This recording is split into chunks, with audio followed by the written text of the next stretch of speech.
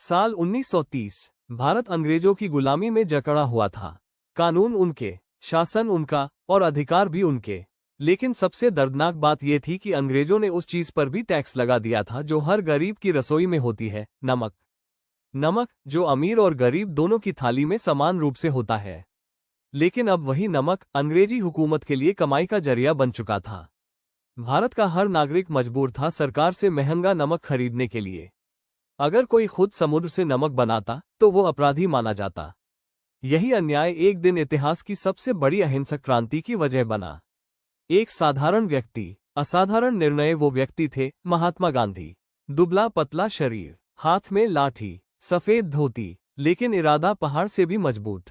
उन्होंने तय किया अब विरोध होगा, लेकिन हथियार से नहीं, सत्य और अहिंसा से। उन्होंने अंग्रेज सरकार को पत्र लिखा, चेतावनी दी कि यदि नमक कानून नहीं हटाया गया तो वे उसका उल्लंघन करेंगे। जब कोई जवाब नहीं आया तो इतिहास ने करवट ली। 12 मार्च 1930 एक यात्रा की शुरुआत साबरमती आश्रम से 78 सत्याग्रहियों के साथ यात्रा शुरू हुई। ये सिर्फ एक पैदल मार्च नहीं था, ये था अन्याय के खिलाफ खुला ऐलान। गांधी जी ने कहा, ये संघर्ष सत्ता के खिलाफ नहीं, अन्याय के खिलाफ है। 390 किलोमीटर गांव, खेत, कच्ची सड़कें, जहां जहां से वे गुजरे लोग जुड़ते गए। किसान, महिलाएं, विद्यार्थी, बुजुर्ग, हर कोई इस शांत क्रांति का हिस्सा बनना चाहता था।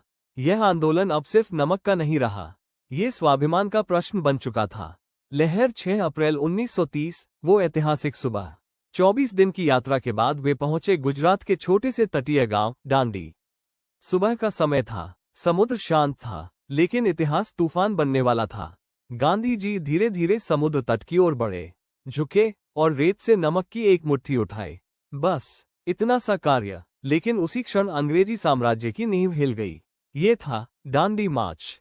फायर पूरे देश में ज्वाला। उस एक मुट्ठी नमक ने पूरे भारत में विद्रोह की लहर जगा दी। लोगों ने नमक बनाना शुरू कर दिया, कानून तोड़ा, लेकिन शांतिपूर्वक। हजारों गिरफ्तार हुए, गांधी जी भी जेल गए। लेकिन अब डर खत्म हो चुका था। ब्रिटिश सरकार समझ चुकी थी, ये सिर्फ आंदोलन नहीं है, ये जनता की चेतना है। परिणाम और प्रभाव, नमक सत्याग्रह ने पूरे विश्व का ध्यान भारत की ओर खींचा। अंतर्राष्ट्रीय अखबारों में खबर छपी।